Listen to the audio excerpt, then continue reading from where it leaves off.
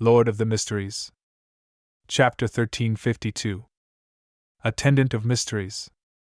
As the Attendant of Mysteries potion entered his body, Klein immediately felt a burgeoning feeling. In the blink of an eye, he lost his perception of his body and worms of spirit. He watched helplessly as they dissipated and fused into the spirit world that couldn't be described with ordinary words or common sense. It was as though he was about to disintegrate into abstract and random pieces of information. At that moment, Klein only barely maintained his consciousness and had self-awareness. Just like that, he floated in the spirit world filled with countless strange figures. After losing the ability to sense his body and be under characteristics, he began to experience all kinds of thoughts, information, knowledge, symbols, and labels. He completely lost himself and was teetering on the border of fusing with the spirit world. If this continued, Klein would definitely be completely lost, but at this moment, there was a connection between the spirit world and his consciousness.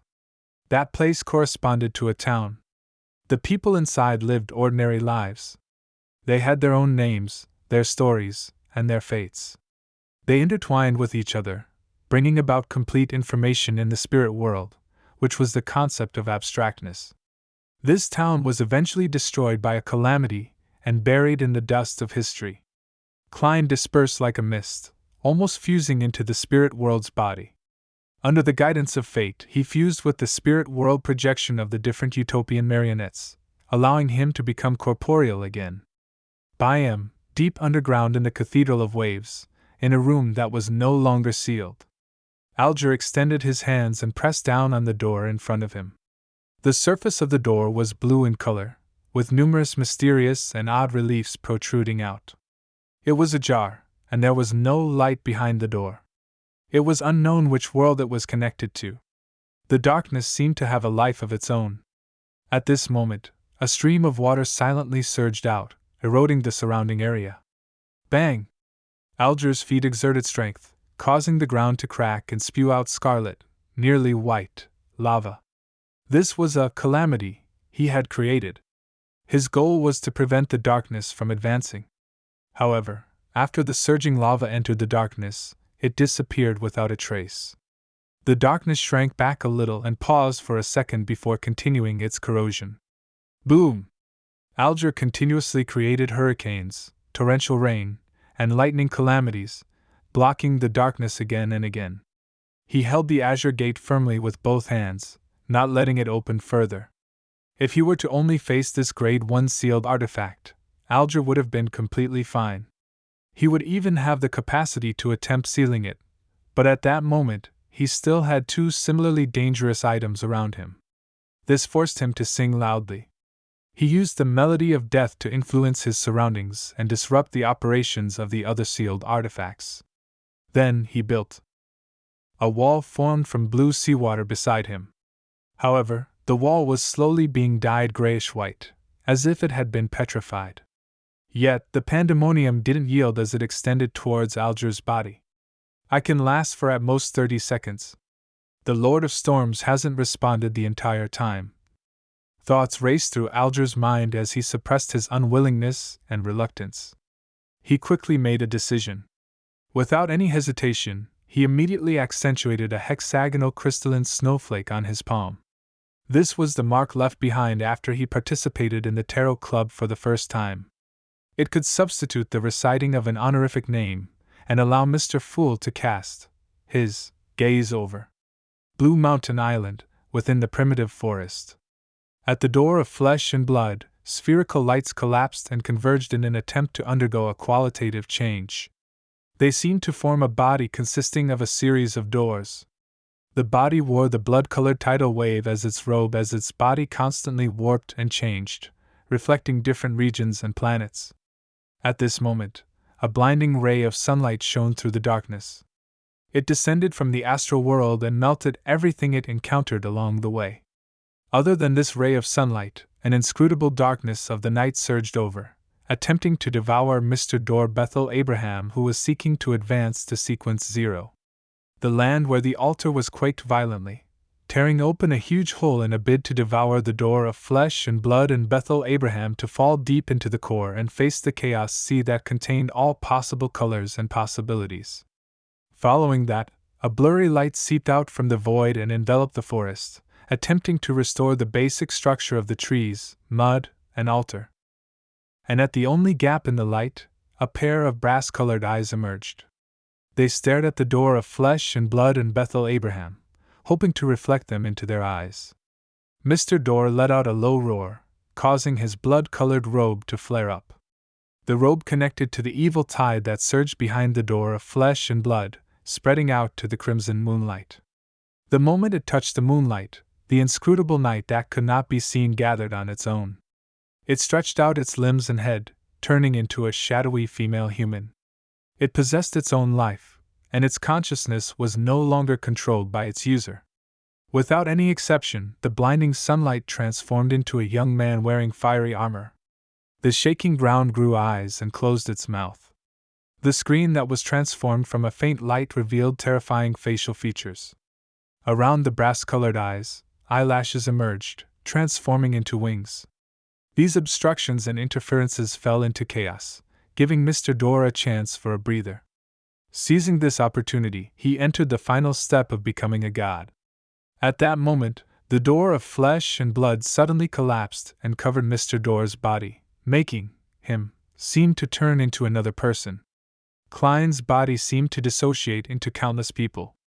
They had their own preferences, their personalities, their determination, and their fates. They lived in a town known as Utopia.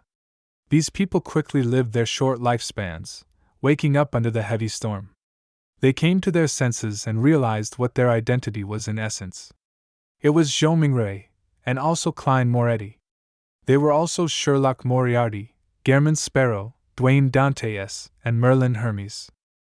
One thing could have many names, but its nature wouldn't change.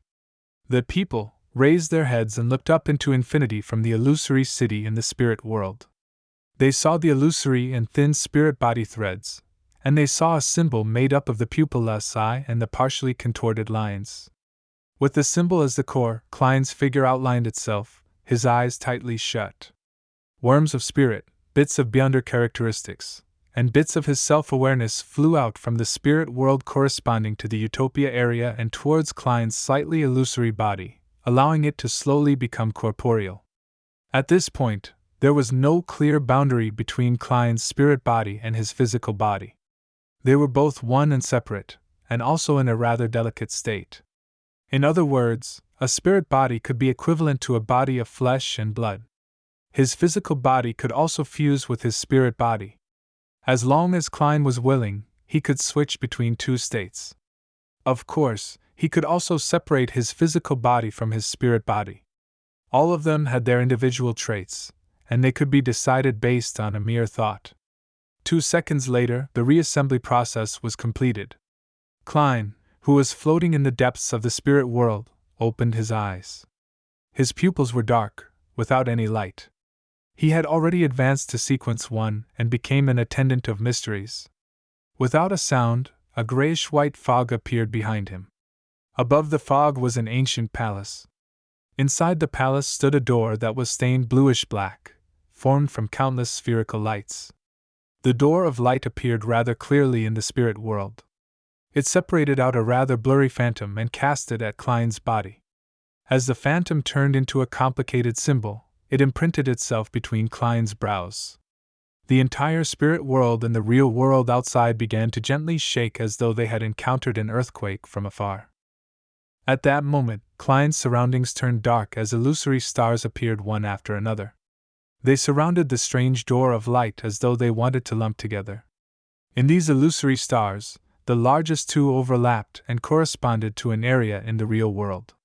The third, fourth, fifth, and sixth stars were located somewhere else.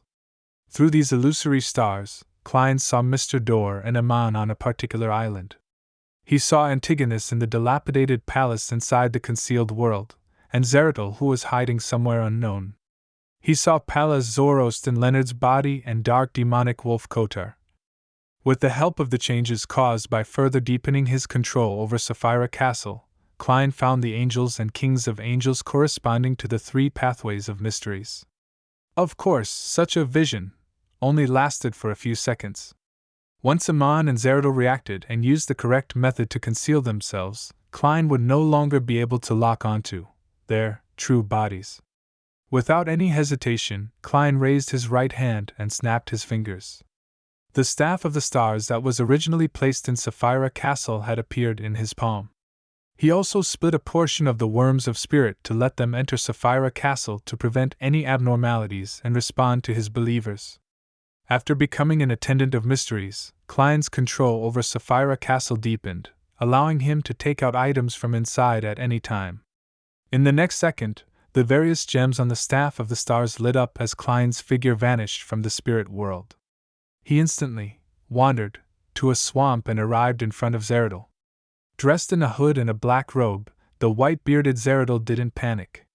He used his attendant of mysteries beyond her powers to make all kinds of connections as he extended his left hand and grabbed into the void ahead. Gradually, Alger's body turned grayish-white, almost about to petrify. Could it be that Mr. Fool doesn't favor me because of my failure to monitor Verda? He frowned slightly, wanting to give up, but he stayed underground. At that moment, a grayish-white fog appeared in front of him. All the sealed artifacts fell silent. After Mr. Dor Bethel Abraham was enveloped by the door of flesh and blood, a familiar voice echoed in his ears. "You wish to bring the disaster back to the real world?" Bethel Abraham's actions instantly slowed down. "Give up. I have a way to deal with it. I'll let you sleep and let you get the peace you want." That familiar voice sounded again.